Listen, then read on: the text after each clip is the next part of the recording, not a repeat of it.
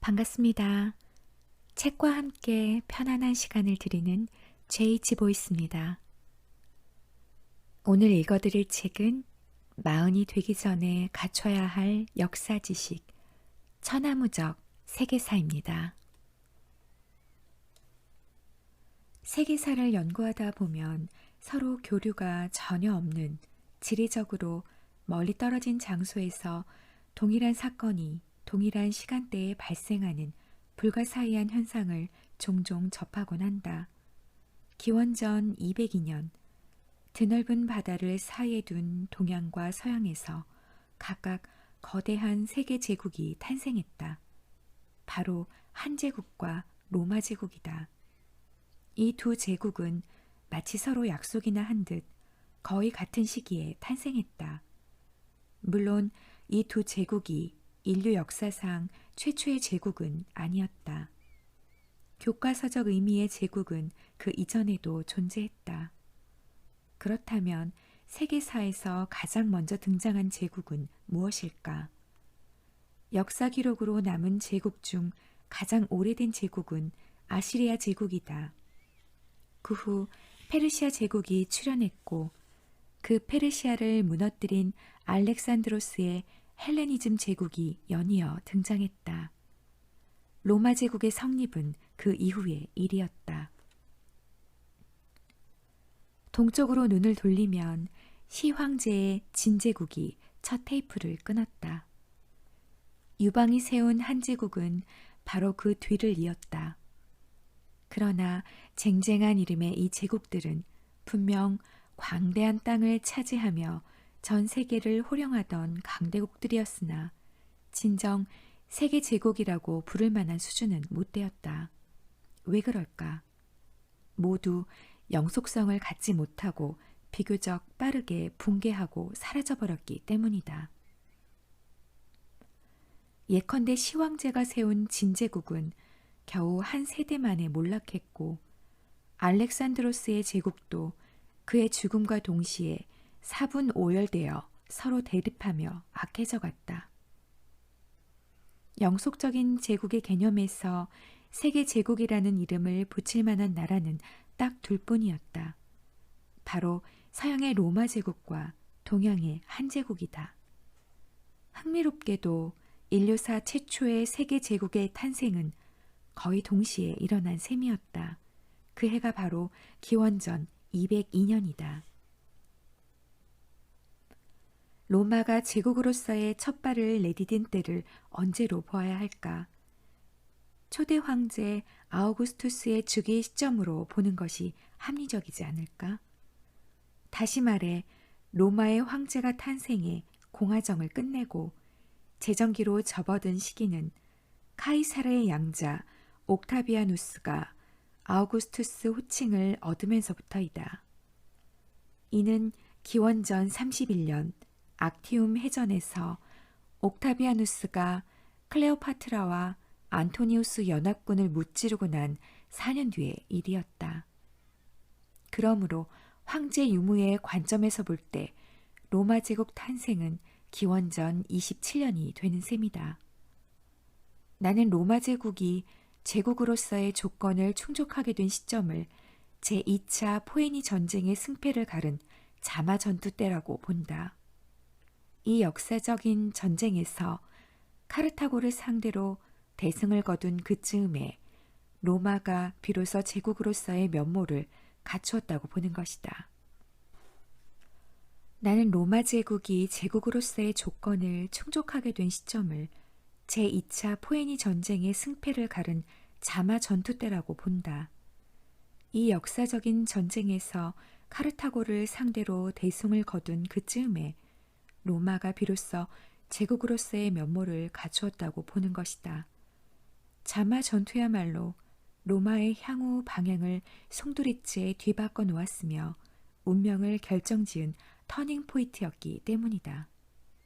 그러므로 로마 제국 탄생의 시점을 카르타고를 상대로 펼친 자마 전투에 승리한 기원전 202년으로 보는 것이 타당하다고 본다. 기원전 3세기 카르타고는 막강한 나라였다. 한데 카르타고가 우여곡절 끝에 로마에 완패하는 바람에 오늘날 사람들은 카르타고를 은근히 얕잡아 보는 경향이 있는 것 같다. 그러나 만약 당대의 사람들에게 카르타고와 로마 중 어느 쪽이 더 강할까라고 물었다면 아마도 비슷하게 표가 나왔을 것이다. 그 두 나라는 그야말로 백중지세의 라이벌 관계였던 셈이다. 제1차 포에니 전쟁에서 로마는 다소 유리한 형국으로 승리를 거머쥐긴 했으나 사실 생각만큼 시원한 승리는 아니었다. 제2차 포에니 전쟁은 최종적으로 로마의 승리로 끝났지만 한니발과 맞붙은 로마는 적의 본국 침입을 허용했다. 게다가 남이탈리아에서 벌어진 칸나의 전투에서는 치명적인 패배를 맛보기도 했다.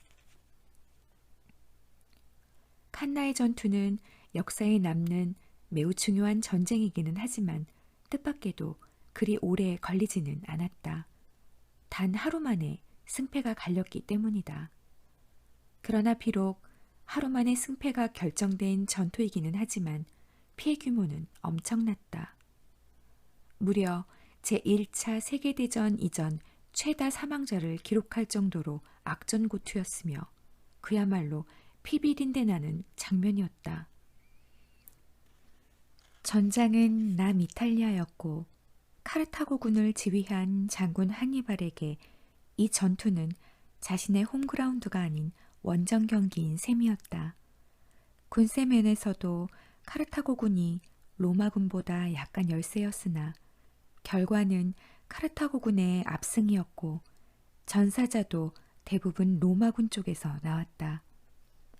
제2차 포에니 전쟁은 마지막 자마 전투에서 로마군이 승리를 거두었으나 그 전까지 로마군은 한니발의 카르타고군에 당해 번번이 고배를 마셨다.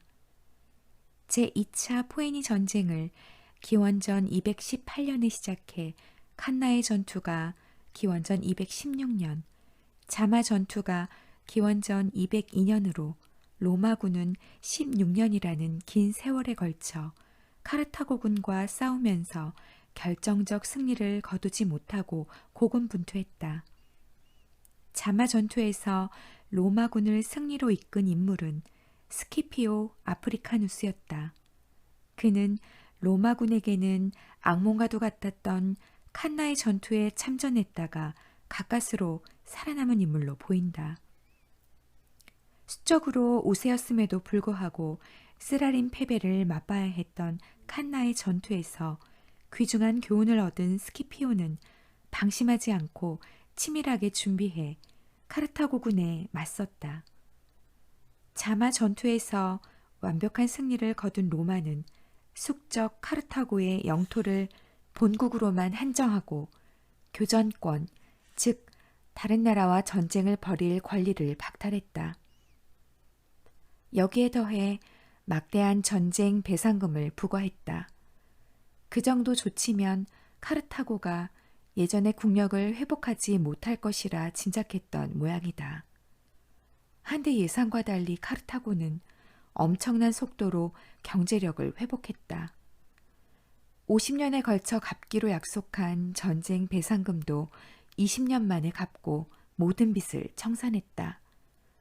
카르타고의 부흥을 목격한 로마는 마침내 카르타고 선멸을 기치로 내걸고 제3차 포에니 전쟁을 일으켜 다시는 일어설 수 없을 정도로 철저히 짓밟았다. 카르타고는 제3차 포에니 전쟁으로 완전히 멸망했다. 마지막에 벌어진 전쟁은 카르타고의 존재마저 사라지게 한 마무리 전쟁인 셈이었다. 그러나 실질적으로 로마는 제2차 포에니 전쟁, 구체적으로 자마 전투에서 압도적 승리를 거둔 시점에 로마 제국으로 서지중해 패권을 장악하는 단계에 접어들었다. 그렇게 서로마가 패권을 확정한 시기와 같은 기원전 202년 유라시아 동쪽, 즉 오늘날 중국에서 비슷한 사건이 일어났다. 바로 해아 전투가 벌어진 것이다. 이것은 항우와 유방 사이에 벌어진 세기의 결전으로 사면초가라는 고사성어로 잘 알려져 있다. 항우가 이끄는 초나라 군대와 유방이 이끄는 한나라 군대의 대결은 초반에는 항우 쪽이 유리한 고지를 차지하는 듯 보였다. 그러나 항우의 독불 장군 같은 성격이 화를 부르면서 부하의 배신과 하극상이 끊이지 않다 보니 차츰 유방의 군대가 바싹 숨통을 조여왔다. 양측은 한때 천하를 둘로 나누자는 조약을 맺었다. 그러나 마침내 때가 왔다고 판단한 유방이 일방적으로 조약을 파기했다. 유방의 한나라 군대가 판세 굳히기에 나서면서 결국 해화 전투가 벌어졌다. 옴짝달싹할 수 없는 상황에서 항우의 귀에 자기 편 군사들이 부르는 초나라 노래가 들려왔다. 사실 그 노래는 초나라 군대의 사기를 떨어뜨리기 위한 유방 측의 교묘한 심리적 교란 작전이었다. 다시 말해 한나라 군대로 전향한 초나라가 이렇게 많으니 항복하라는 의미였다. 유방의 계략에 말려든 항우는 겨우 몇몇 부하만 거느린 채 가까스로 포위망을 뚫고 피신했다. 그러나 끝내 도망치지 못하고 오장강에서 스스로 목을 배 생을 마감했다고 전해진다. 항우의 죽음은 한제국 탄생을 결정적으로 뒷받침하는 역사적 사건이었다. 이 해가 바로 기원전 202년이다.